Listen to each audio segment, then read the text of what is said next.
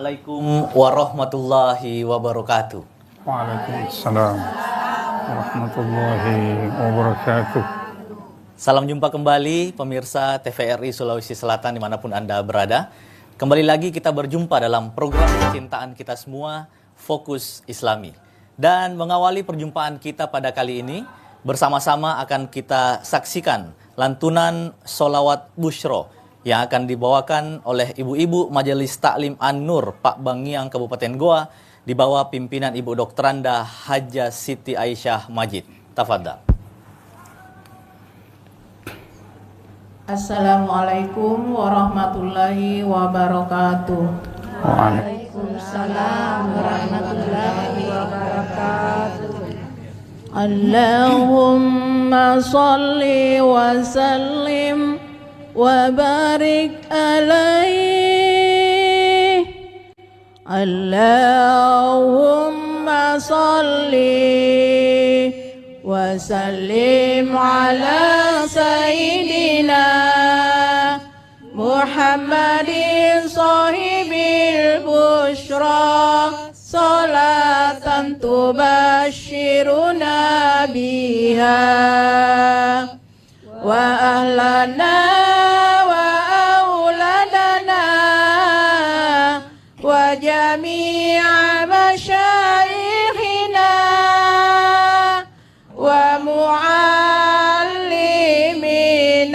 wa talabatana wa talibatina min yaumina hadza ila yaumil akhirah. Allahumma salli wa sallim ala sayyidina Muhammadin sahibil bushra salatan tubashiruna biha wa ahlana wa auladana wa jami'a masyayikhina wa muallimina wa talabatana wa talibatina min yaumina hadza ila yaumil akhirah.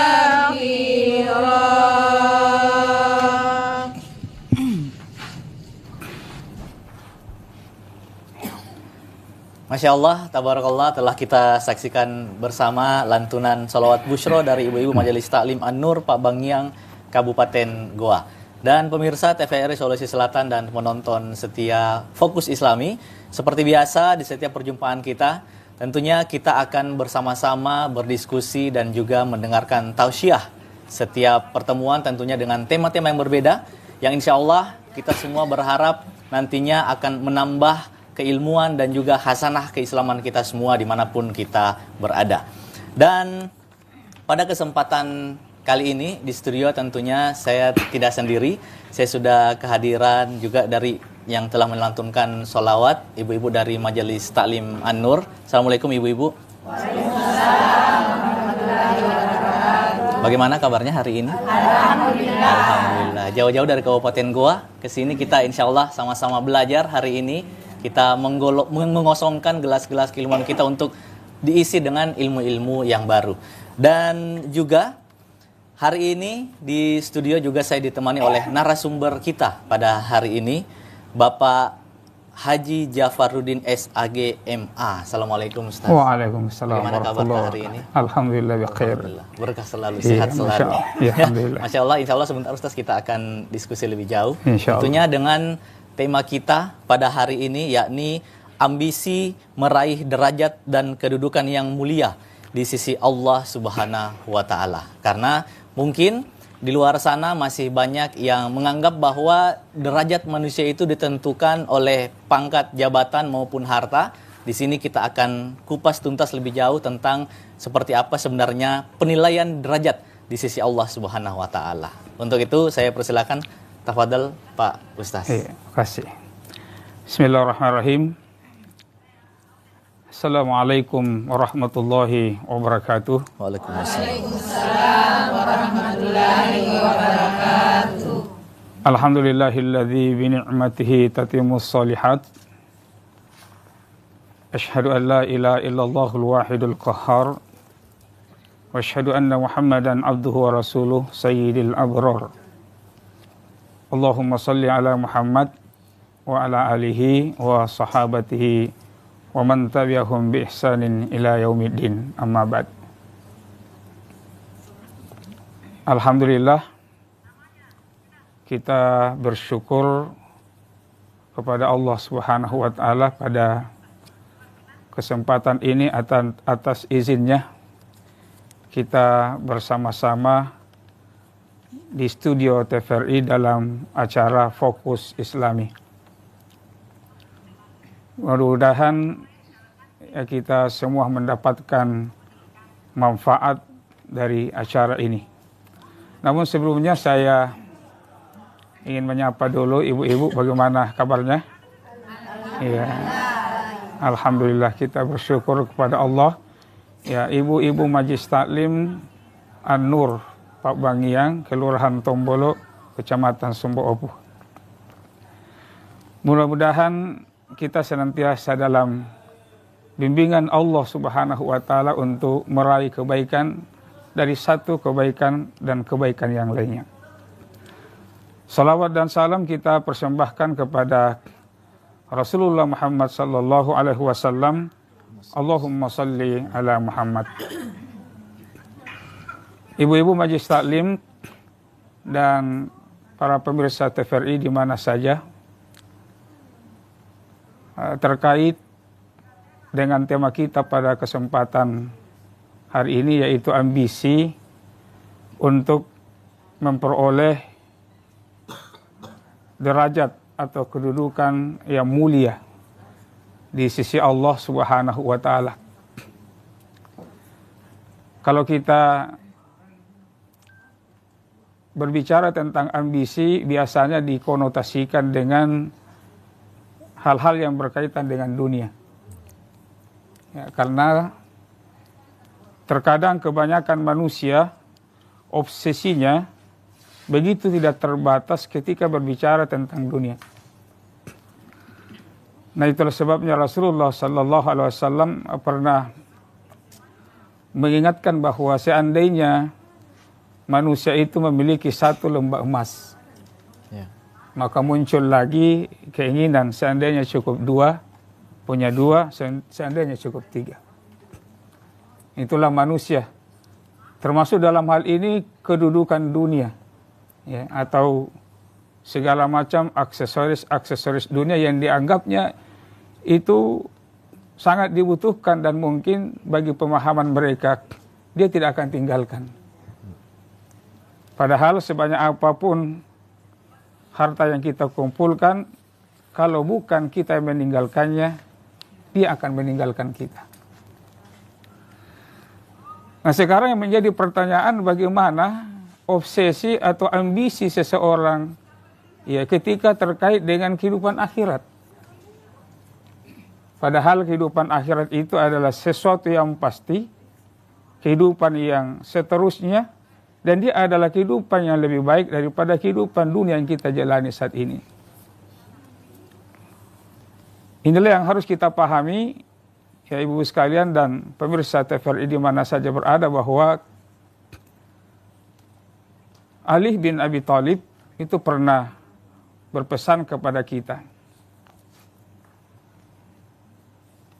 inna dunya qadir tahalat mudubirah wa innal akhirata qadir tahalat muqbilah wa likulli minhuma banun fakunu min abna'il akhirah wa la takunu min abna'id dunya.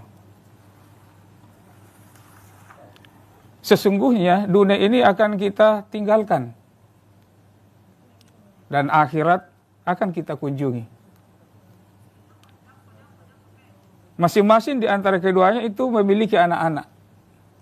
Nah, kemudian beliau menyeru kita, mengajak kita, kunu min abna'il akhirah wa la takunu min abna'id dunya. jadilah kalian anak-anak akhirat dan janganlah kalian menjadi anak-anak dunia.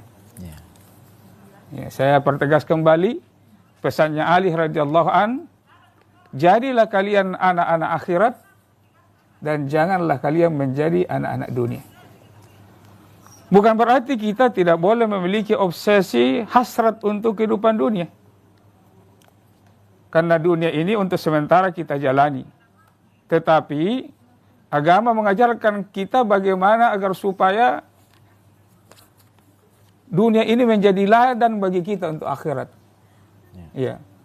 Ladang bagi kita untuk ya kehidupan, kebahagiaan, ya keberhasilan kehidupan kita untuk akhirat. Maka seluruh nikmat dan karunia yang diberikan oleh Allah Subhanahu wa taala kepada kita itu dimaksimalkan untuk meraih kehidupan akhirat. Ya. Tapi bukan juga berarti tidak boleh menikmati kehidupan dunia. Ya. Nah, ibu-ibu majelis taklim dan para pemirsa yang TVRI yang insya Allah dirahmati dan dimuliakan ya, oleh Allah Subhanahu wa taala. Nah, kedudukan di dunia tentunya pun kita menginginkannya. Ya. Dan itu tidak salah ketika kita ingin meraih kedudukan di dunia. Nah, tetapi Allah Subhanahu wa taala menginginkan bahwa kedudukan yang engkau peroleh di dunia itu tidak akan menyungkurkanmu pada kehinaan di akhirat. Ya.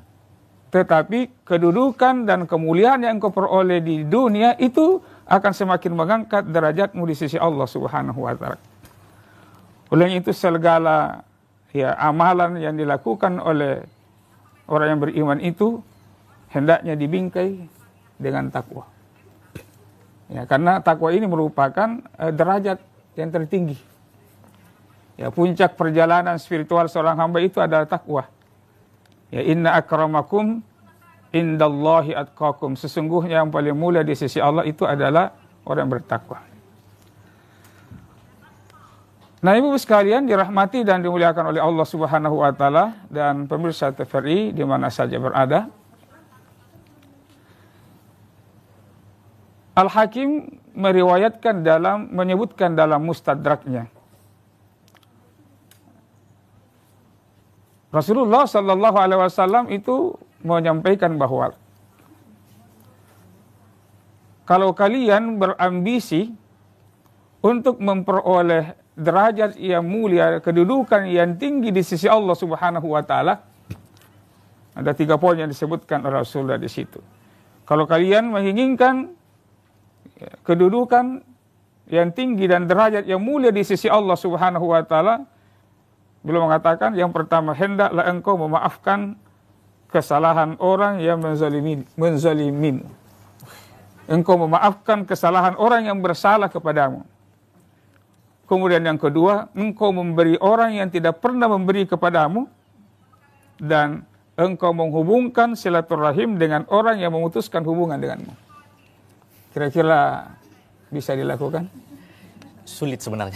Bagaimana ibu-ibu? Ya. Memaafkan orang yang menzalimi kita. Sudah nyata-nyata menyakiti hati kita. Merampas hak-hak kita. Kemudian kita disuruh untuk memaafkannya. Atau selama ini kita bertetangga, bersahabat dengan orang yang kikir, yang tidak pernah satu kali pun memberi kepada kita. Kemudian satu waktu kita dituntut harus memberi kepadanya. Iya. Atau ada orang yang memutuskan hubungan silaturahim dengan kita, kemudian kita yang memulai menghubungkan itu.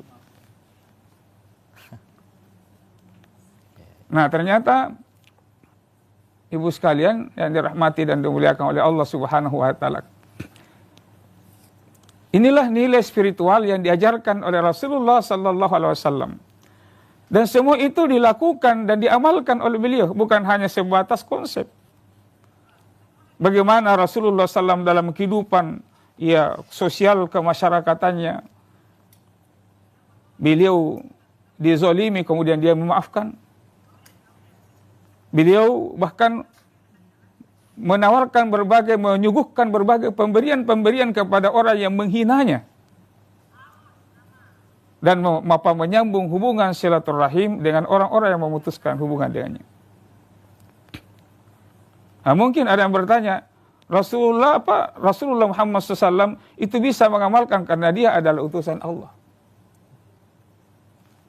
Tetapi ingat bahwa Rasulullah SAW sebagai utusan Allah, beliau juga adalah manusia. Yang disebutkan di dalam Al-Quran, Qul innama ana basyarum mitlukum yuha. Ya, katakanlah bahwa wahai Muhammad, bahwa aku itu adalah ya manusia biasa seperti kalian. Nah, olehnya itu karena dia adalah manusia biasa, maka Rasulullah SAW dinobatkan oleh Allah sebagai qudwah, sebagai teladan. Dan seluruh nilai dalam kehidupan beliau itu menjadi ya aturan bagi kita, menjadi nilai bagi kita yang patut dan bisa dicontoh. Walaupun dari setiap pribadi muslim itu memiliki keterbatasan tersendiri dalam mengamalkannya. Memiliki keterbatasan tersendiri untuk mengamalkannya. Karena tidak ada orang yang memiliki ya kesempurnaan. Namun apa yang disampaikan oleh Rasulullah ini adalah standar sesungguhnya yang sekaligus di dalamnya mengandung motivasi. Ya, standar yang sekaligus dilakukan di dalamnya mengandung motivasi. Dan tidak tertutup kemungkinan manusia seperti kita itu bisa mengamalkannya. Ya. Memaafkan orang yang menzalimi kita, memberi orang yang tidak pernah memberi kepada kita, dan menghubungkan silaturahim dengan orang yang memutuskan hubungan dengan kita. Poin pertama, jemaah sekalian, adalah memaafkan kesalahan. Dan ini adalah bagian dari ciri khusus yang dilekatkan kepada orang bertakwa. Yang balasannya disiapkan ya surga seluas langit dan bumi. Ya. Surah Ali Imran ayat 134, sebelumnya 132, wasari'u ila maghfiratin min rabbikum wa jannah. Wa jannatin arduhas samawati wal ard wa iddat lil muttaqin. Ya, disiapkan bagi orang. Siapa mereka yang bertakwa itu? Alladzina yunfikuna fis sarra'i wad dharra'i wal kadhimin al ghaidh wal 'afina 'anil nas. Itu orang-orang yang menginfakkan hartanya dalam kondisi sempit, dalam kondisi lapang, ya. Kemudian mengendalikan emosinya, wal 'afina 'anil nas, dan memaafkan kesalahan manusia. Nah, di dalam tafsir Ibnu Katsir disebutkan mengomentari penggalan ayat wal 'afina 'anil nas, memaafkan kesalahan manusia adalah mereka memaafkan orang-orang yang menzaliminya dan tidak ada keinginan di dalam hati sedikit pun untuk memberikan pembalasan. Walaupun dia bisa membalas, mampu membalas, punya kesempatan untuk membalas, tetapi dia tidak ingin membalasnya itu. Itu disebutkan dalam tafsir Ibnu Katsir. Wallahu yuhibbul muhsinin. Allah menyukai orang-orang yang berbuat baik. Jadi memaafkan itu adalah perilaku ihsan. Ya, perilaku ihsan. Perilaku ihsan itu ya biasa dikenal dengan pepatah yang populer itu adalah madu dibalas dengan tawon. Ya. Madu dibalas dengan racun. Kira-kira kita mampu, Bu? Hah? Ya, bilang kita insya Allah, jangan tidak mampu insya Allah. Iya. Jadi memaafkan kesalahan. Ya. Nah, olehnya itu, Ibu sekalian rahmati dan dimuliakan oleh Allah Subhanahu wa taala, dalam Al-Qur'an surah Asy-Syura ayat 40. Allah Subhanahu wa taala menyebutkan, a'udzubillahi minasyaitonir rajim, wa jazaa'u sayyi'atin sayyi'atun mithluha. Faman afa wa aslaha fa ajruhu 'ala Allah. Balasan atas satu kejahatan itu adalah kejahatan yang serupa. Nah, kalau kita tarik pada ranah hudud, hukuman, itu kalau ada orang yang menzalimi kita itu, maka kita boleh membalas dengan balasan yang serupa. Dan sebagian ahli fikih itu menyebutkan bahwa ketika ada orang yang berbuat jahat kepada kita. Ada orang misalnya menghinakan kita, ya semoga Allah menghinakan, semoga engkau celaka dan seterusnya. Maka kita pun berhak membalas dengan ucapan yang serupa. Wa jazaa'u sayyi'atin sayyi'atan. Disebutkan dalam tafsir Jalalain. Iya. Tetapi dijelaskan juga bahwa oleh para mufassir bahwa kejahatan yang kedua itu posisinya sama dengan kejahatan yang pertama. Karena sama-sama menimbulkan rasa sakit. Ya, misalnya, siapa lagi namanya? Alfian. Ustadz Alfian. Ya, saya pukul. Ya. Ya. Kemudian balas memukul saya. Pukulan saya menimbulkan rasa sakit. Dan pukulan dari balasan itu juga menimbulkan rasa sakit. Maka ulama menyebutkan itu sama-sama kejahatan karena menimbulkan rasa sakit. Nah kemudian di dalam ayat itu lanjutannya faman afah. Ya, faman afah. Siapa yang memaafkan? Wa aslaha. Kemudian memperbaiki hubungan. Fa ajruhu 'ala Allah, maka pahalanya atas tanggungan Allah. Siapa yang memaafkan, kemudian memperbaiki hubungan, maka pahalanya atas tanggungan Allah. Luar biasa. Jadi memaafkan itu, al-afwu anin nas itu, ya memiliki pahala tanpa batas. Subhanallah. Kemudian ditutup dengan kalimat innahu la yuhibbuz zalimin. Sesungguhnya Allah tidak menyukai kezaliman. Apakah kezaliman yang pertama maupun kezaliman yang kedua? Apalagi kezaliman yang pertama karena dia yang memulai. Dia yang memulai. Ya. Nah kemudian yang kedua ibu sekalian adalah memberi kepada orang yang tidak pernah memberi kepada kita. Mungkin juga sangat berat sekali. Iya. Tetapi kalau kita mengingat janji-janji Allah Subhanahu wa taala kepada kita terhadap orang yang memberi, dan orang yang memberi itu tidak mesti memilah-milah. Tidak mesti memilah-milah. Iya. Maka dalam praktik kehidupan Rasulullah SAW, beliau tidak pernah memilah-milah siapa yang diberi. Iya. Apakah dia tetangga Yahudi atau tetangga sesama Muslim? Apakah dia orang yang berbuat baik kepadanya maupun orang yang menzalimi dia. Dan ini banyak kisah-kisah yang terkait dengan itu. Bagaimana seorang Yahudi, tetangga beliau, yang setiap hari meletakkan kotoran di depan pintu rumah Rasulullah SAW. Beliau dengan sabar menghilangkan kotoran itu. Dan tidak pernah bertanya-tanya siapa yang melakukan ini. Sampai pada akhirnya beliau mengetahuinya setiap hari. Kita mungkin hanya satu kali diperlakukan seperti ini, maka ya, kita akan keliling satu kampung untuk mencarinya. Ya, tapi beliau tetap bertahan. Kemudian setelah mengetahui, beberapa waktu kemudian tidak lagi ada kotoran, dia bertanya, ternyata si Yahudi tadi sakit. Maka apa yang dilakukan Rasulullah? Beliau mendatanginya, menjenguknya dan membawakan bingkisan. Nah itulah pribadi yang agung.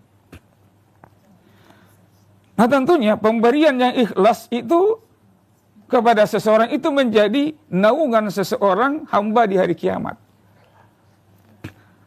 Dan sedekah kita, pemberian kita kepada orang lain tanpa pamrih dan tanpa pila-pila, itu menjadi penggugur dosa-dosa. Sebagaimana air yang mengalirkan semua dosa-dosa itu. Nah kemudian yang ketiga, sekarang adalah menghubungkan silaturahim dengan orang yang memutuskan hubungan dengan kita.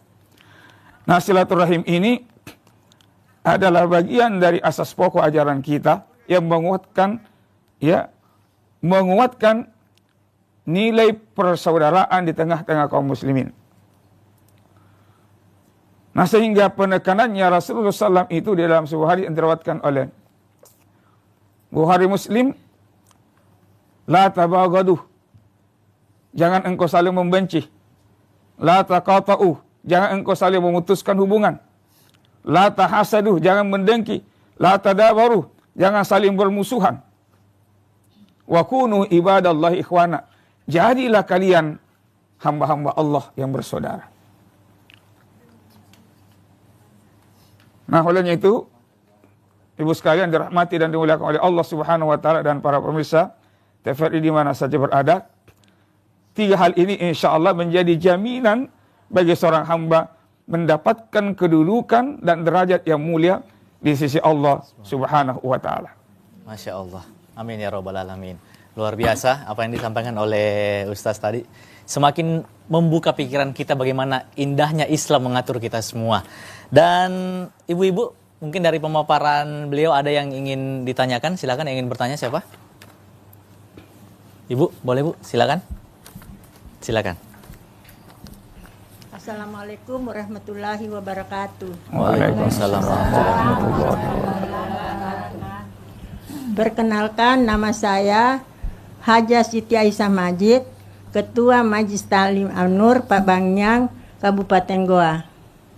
Adapun yang saya tanyakan sesuai pemaparan tadi Bapak, bahwa mengatakan apabila ada kesalahan seseorang bisa dimaafkan. Yeah. Itulah ternyata saya ingat-ingat Ustaz, pernah saya membuat kesalahan kepada seseorang. Akan tetapi setelah saya kunjungi orang tersebut, dia tidak mau memaafkan saya. Bagaimana itu Ustaz kalau ada orang seperti itu? Jadi itu dengar, Masya Allah. Makasih Ustaz supaya bisa dijelaskan sedikit. Baik, terima kasih Ibu Siti Aisyah. Satu penanya lagi sebelum kita persilakan untuk menjawab. Siapa yang ingin bertanya? Ibu, boleh Bu, silakan. Bismillahirrahmanirrahim. Assalamualaikum warahmatullahi wabarakatuh. Waalaikumsalam warahmatullahi wabarakatuh. Perkenalkan, nama saya Siti Ibu Norma. Terkait poin ketiga tadi masalah pemutusan silaturahmi. Iya. Pertanyaan saya, kenapa kita diperintahkan untuk memulai menyambung hubungan silaturahmi, sedangkan bukan kita yang pertama memutuskan silaturahmi? Tolong penjelasannya Pak Ustaz. Terima kasih Ibu Siti Norma. Silakan Ustaz. Tadi pertanyaan yang pertama mengenai bagaimana kalau kita buat salah. Iya. Kita sudah minta maaf, tapi tidak dimaafkan. Nah, itu bagaimana hukumnya seperti itu? Tafadhal Ustaz. Iya, pertanyaan dari Ibu Haja Aisyah Majid. Nah, ternyata ini adalah kasus yang menimpa beliau. Iya. Dia bersalah kepada seseorang. Dan beliau sadari bahwa memang itu betul-betul ada kesalahannya. Ya, dan itu sikap seorang yang beriman. Ketika dia bersalah, Masya Allah. dia mengaku kesalahannya, bukan malah mempertahankan bahwa dia tidak salah. Iya. Jadi dan itu juga salah satu di antara ciri orang bertakwa, ketika dia bersalah mengaku kesalahan. Nah, tentunya ketika kita bersalah kepada seseorang, maka itu adalah tindakan yang sangat mulia ketika kita mendatangi orang tersebut mengakui kesalahan kemudian meminta maaf. Sama dengan orang yang berdosa kepada Allah kemudian mengakui kesalahannya di hadapan Allah kemudian meminta ampun kepadanya. Iya. Iya. Nah, tetapi kan di sini Allah Maha Pengampun. Iya. Manusia bukan Maha Pengampun. Dan boleh saja kita mendatangi seseorang untuk meminta maaf dengan kesalahan yang pernah kita lakukan kemudian tidak memaafkan. Maka itu bukan lagi urusan kita. Kita serahkan kepada Allah Subhanahu wa taala, tetapi tidak boleh berhenti pada satu langkah tadi. Tetap selalu berusaha. Begitu bertemu selalu menyapa, begitu berjumpa lagi tetap menyambung. Nah, tidak boleh misalnya kita mendatangi satu kali kemudian kita tertolak, ya cintanya ditolak, nah, kemudian tidak ada lagi upaya untuk melakukan itu, maka tetap berulang-ulang kali terus menerus, ya. Maka disitulah Allah Subhanahu wa taala melihat kesungguhan kita dan juga orang tersebut, ya pasti akan ada rasa iba, kasihan ini saudariku, tetanggaku, sudah berulang-ulang kali meminta maaf kepada saya, masa saya tidak maafkan? Maka insya Allah, Allah akan dia akan memaafkan kita. Tentunya itu harus didukung dengan doa. Ya, harus didukung dengan doa. Ya Allah, bukakanlah pintu hatinya saudariku itu supaya bisa maafkan saya. Apalagi kalau bisa didukung dengan doa. Ya, kalau bisa didukung dengan doa, maafkan gitu. Ya, nah, gitu. Kemudian pertanyaan yang kedua. Ya. Kenapa kita yang harus memulai sementara Kenapa, bukan kita yang ya? mengakhiri? Kenapa Iya. kita yang memulai? Sementara bukan kita yang mengakhiri. Padahal Ustaz. bukan kita yang mengakhiri. Ya, dia yang memulai. Kenapa kita harus yang mengakhiri? Itulah kemuliaan dan keindahan ajaran Islam. Yang tentunya semua itu adalah mendidik jiwa kita menjadi jiwa yang bersih, yang ingin selalu berinteraksi dengan manusia dengan kesucian jiwa, dan kembali kepada Allah dengan kesucian jiwa pula. Maka Allah mengatakan, qad aflaha man zakkaha, sungguh beruntunglah orang-orang yang mensucikan jiwanya. Salah satu hal yang bisa mensucikan jiwa kita itu adalah menghilangkan rasa ego di dalam hati kita. Masa dia yang duluan bersalah kepada saya memulai, kemudian saya yang harus meminta maaf kepadanya. Tapi kalau kita mengingat keutamaan menyambung silaturahim, ibu sekalian, maka pasti kita akan berlomba-lomba untuk memulai menghubungkan silaturahim. Apalagi tadi ayat yang saya bacakan, faman apa, siapa yang memaafkan wa aslah. Ya, surah Syura 40. Siapa yang memaafkan kemudian menghubungkan silaturahim, ya maka pahalanya atas tanggungan Allah Subhanahu wa ta'ala. Dan ini yang diperintahkan oleh Allah Subhanahu wa ta'ala dalam Al-Quran surah An-Nisa ayat 1. Bagian akhir dari ayat tersebut, wattaqullaha alladzi tasaaluna bihi wal arham. Bertakwalah kepada Allah yang dengan menggunakan namanya engkau saling meminta satu sama lain. Ya. Dan peliharalah hubungan silaturahim. Di situ ada kalimat tasaaluna, saling meminta sama lain. Manusia itu adalah makhluk yang memiliki ketergantungan dengan manusia lainnya. Dia tidak bisa hidup sendiri. Ya, dia tidak bisa hidup sendiri. Iya. Indahnya fokus Islam ini itu karena ada pemateri, ada host, ada audiens, ada jamaah. Ada juga yang syuting kita. Jadi kita saling membutuhkan. Tasaaluna, maka kita saling meminta satu sama lain. Nah, olehnya itu dalam interaksi sosial kita, muamalah ma'al makhluk, itu agama mengajarkan kita jangan dengan gampang kita melakukan perlukaan terhadap orang lain. Ya. Baik dengan kata-kata maupun dengan perbuatan. Di dalam sebuah hadis yang diriwayatkan oleh Tabrani, Rasulullah SAW menyebutkan, inna habbakum ilallahi azza wa jalla alladzina ya'lifuna wa ya'lifun. Sesungguhnya orang yang paling dicintai oleh Allah azza wa jalla adalah ya'lifuna wa ya'lifun. Itu orang yang lembut dan melembutkan. Kata-katanya tidak kasar kepada sesama. Karena kan terkadang juga ada manusia seperti itu. Ya, ya. Ucapannya tidak ditimbang-timbang. Ucapan yang mau dikeluarkan tidak ditakar-takar. Itu kenapa? Karena ya, hawa nafsu telah menyusupinya. Rasa ego telah menguasainya. Sehingga terkadang ucapan itu keluar begitu saja tanpa ditimbang-timbang. Maka berhati-hatilah dengan ucapan itu. Dan orang yang paling dicintai oleh Allah adalah ya'lifuna, orang yang lembut dan melembutkan itu.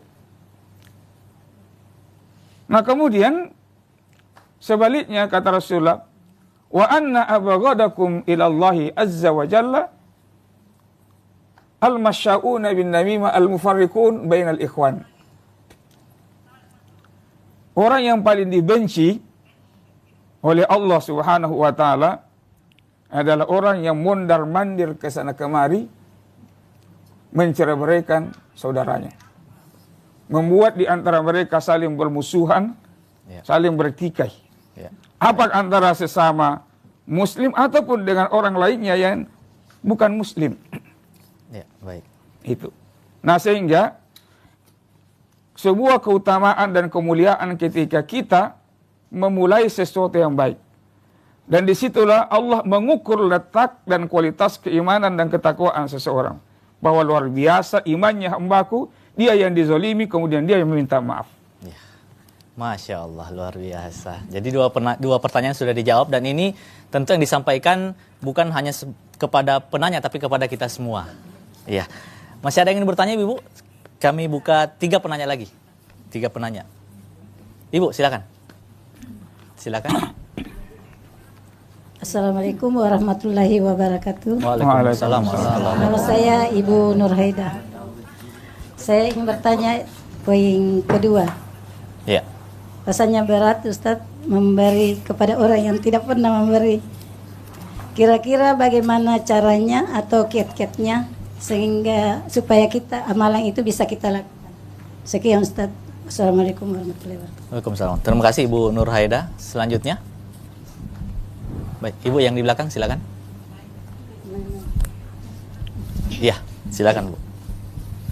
Assalamualaikum warahmatullahi wabarakatuh. Waalaikumsalam warahmatullahi wabarakatuh.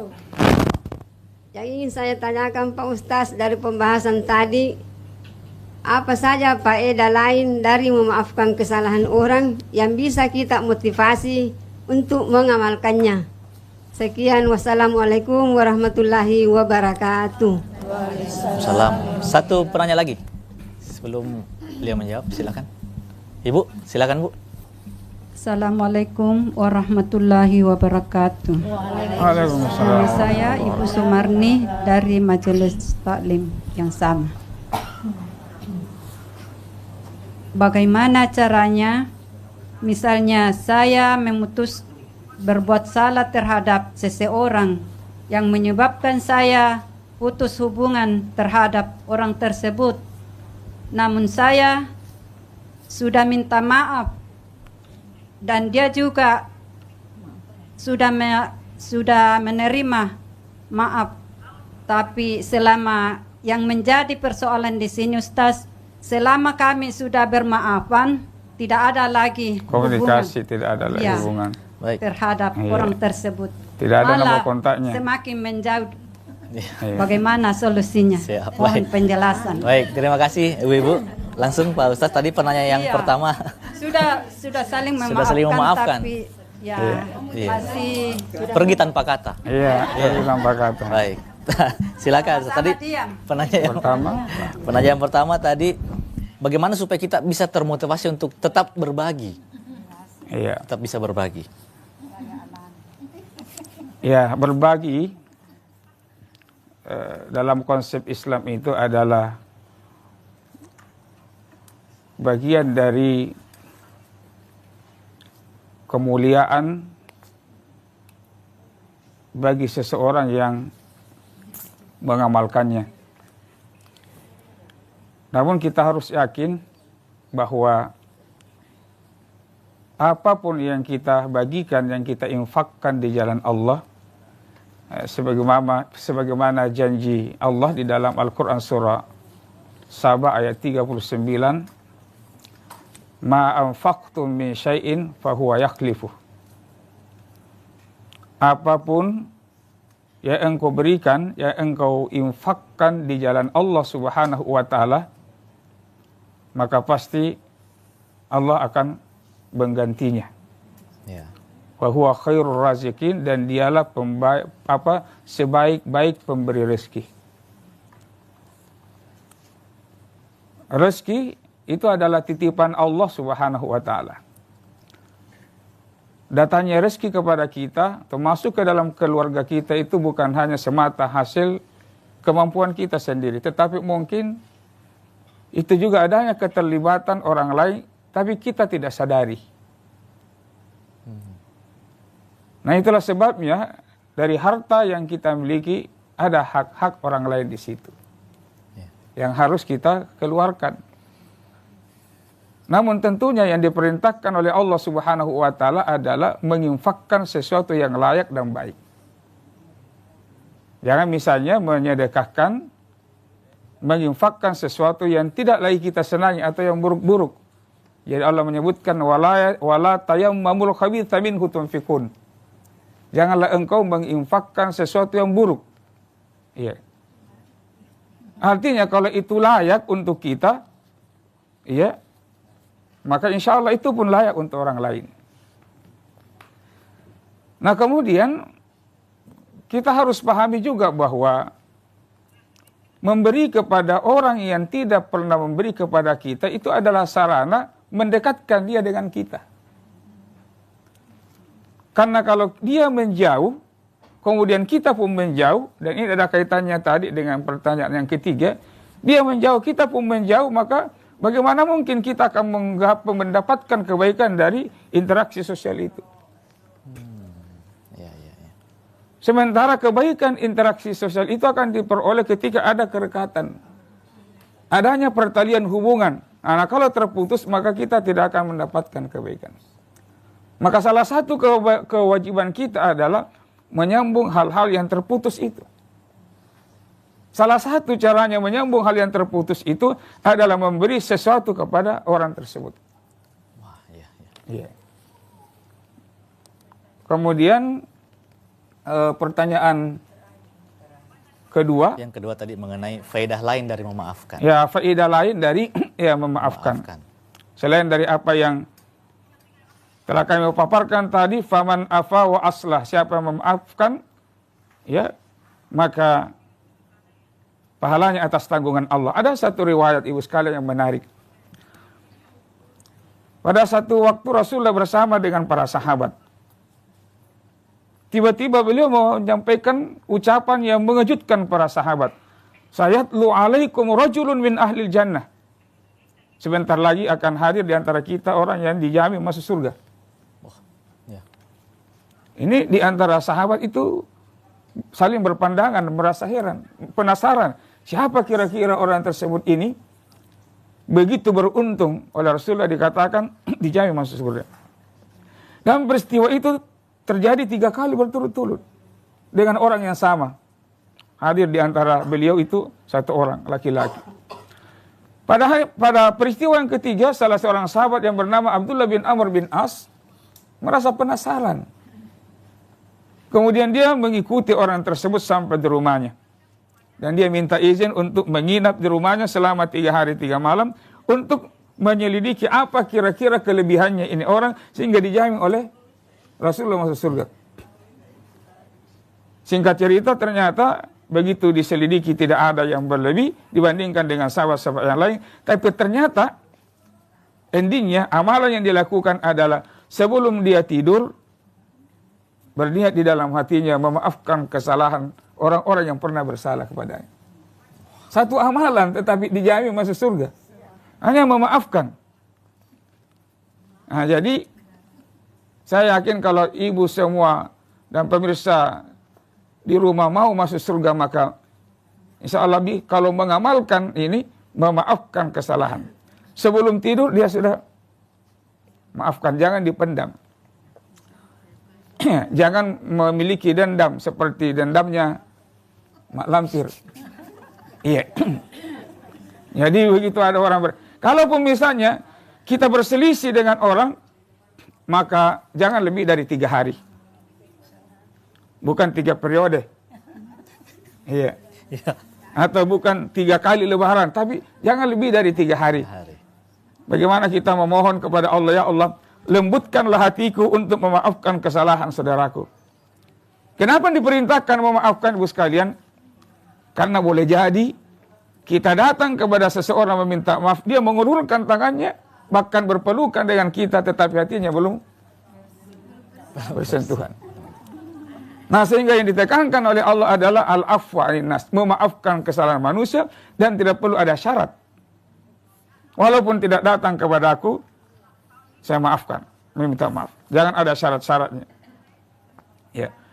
Kemudian yang ketiga, kalau ada orang yang menjauh dari kita punya clash dengan seseorang, kita sudah bertemu dan saling bermaafan, dan dia juga sudah memaafkan, ya jangan membuat jarak dengannya. Kalau dia menjauh maka kita mendekat, dia menjauh kita mendekat, dia menjauh kita mendekat. Dan itu yang harus kita usahakan. Kalau dia menjauh, kita pun menjauh, maka akan semakin jauh.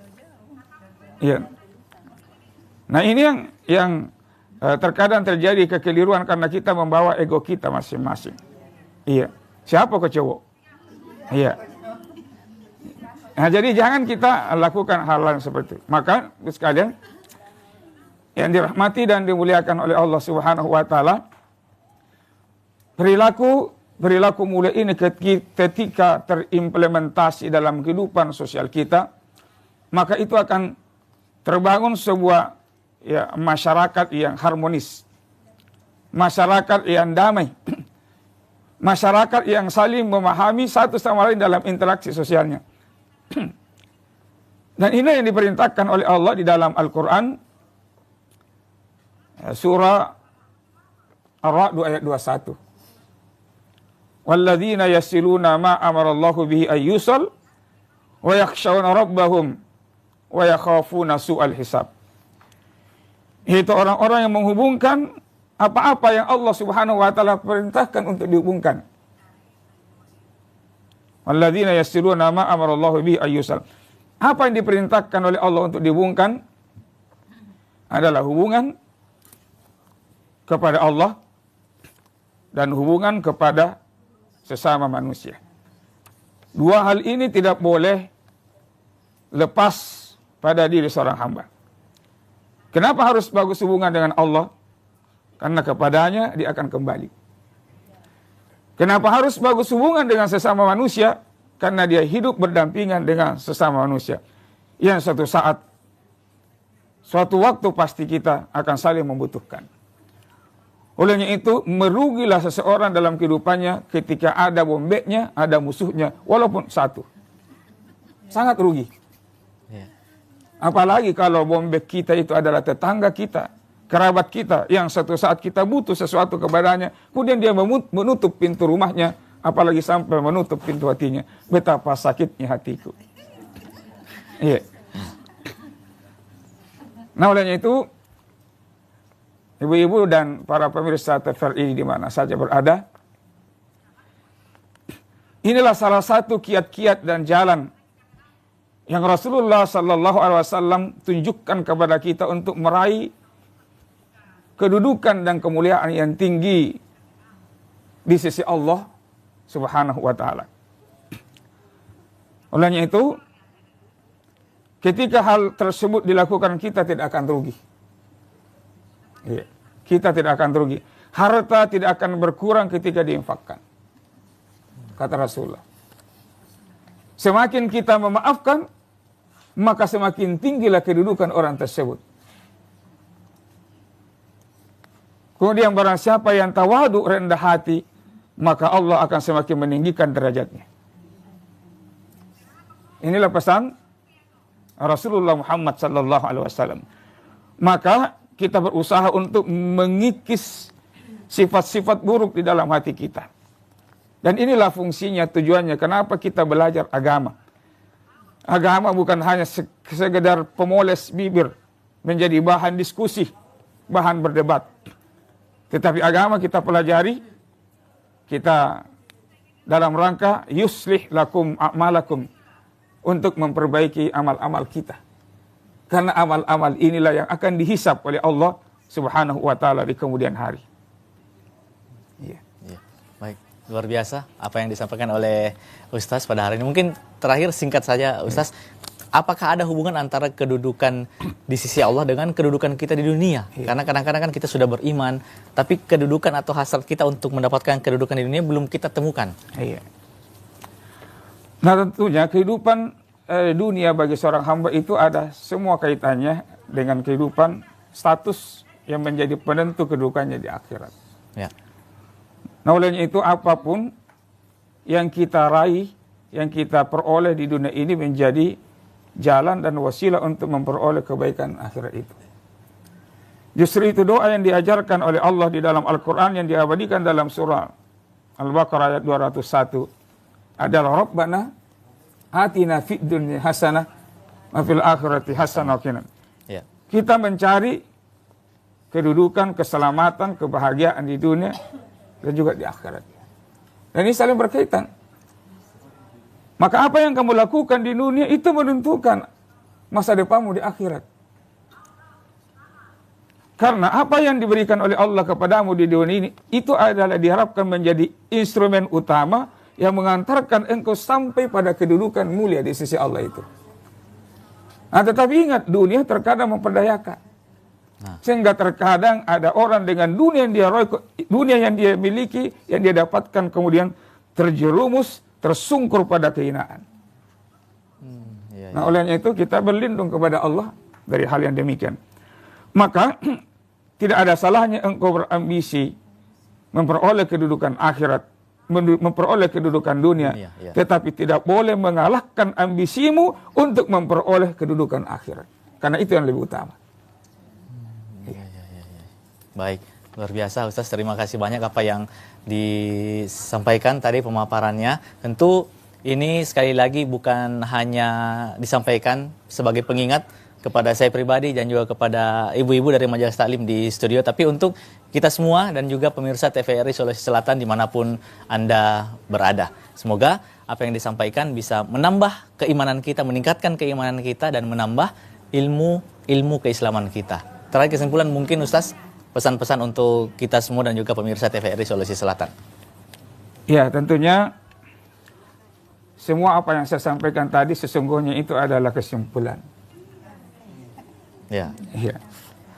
Karena itu bersumber dari firman-firman Allah Subhanahu wa taala dan hadis-hadis Rasulullah SAW dan juga komentar para ulama-ulama kita.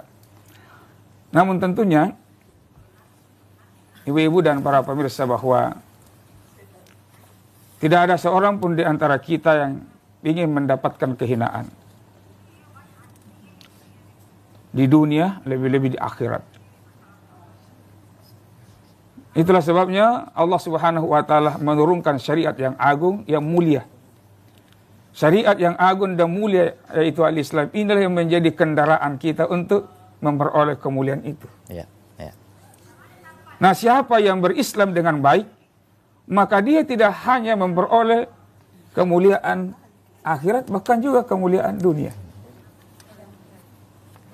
Seorang yang berislam dengan baik, maka tidak ada yang mampu menghinakannya di dunia, apalagi di akhirat. Karena itulah sebagai yang dihadirkan oleh Allah sebagai kendaraan bagi kita untuk mengangkat derajat. Makanya al-Islamu ya'lu wa la yu'la alaih. Dia adalah tinggi dan tidak ada yang paling tinggi darinya. Baik. Terima kasih banyak Pak Ustadz Haji Jafaruddin SAG MA sudah memaparkan apa yang hari ini sesuai dengan tema kita, ambisi meraih derajat dan kedudukan yang mulia di sisi Allah Subhanahu wa taala. Pemirsa TVRI Sulawesi Selatan dimanapun Anda berada, sejatinya dunia ini bukan tempat tinggal melainkan tempat meninggal. Jadi tugas kita adalah bagaimana berproses di dunia untuk sukses di akhirat. Saya Rahmat Alfian mewakili seluruh kru dan juga kerabat kerja yang bertugas pada hari ini mengucapkan terima kasih yang sebesar-besarnya atas kebersamaan kita. Sampai jumpa lagi pada program Fokus Islami berikutnya. Dan sebagai penutup, sebentar akan kita saksikan bersama-sama lantunan sholawat Jibril yang akan disampaikan oleh ibu-ibu dari Majelis Taklim An-Nur Pak Bangyang Kabupaten Goa. Terima kasih banyak. Wabillahi taufiq wal hidayah. Wassalamualaikum warahmatullahi wabarakatuh. Waalaikumsalam warahmatullahi wabarakatuh. Sallallahu ala Muhammad. Sallallahu alaihi wasallam. Sallallahu ala Muhammad. Sallallahu alaihi wasallam. Sallallahu ala Muhammad. sallallahu alaihi wasallam, sallallahu ala Muhammad, sallallahu alaihi wasallam. Anta syamsun, anta badarun, anta nurun fauqa nuri. Anta syamsun, anta badarun, anta nurun fauqa nuri. Anta iksiru wa ghali, anta misbahus suduri. Sallallahu ala Muhammad, sallallahu alaihi wasallam, sallallahu ala Muhammad, sallallahu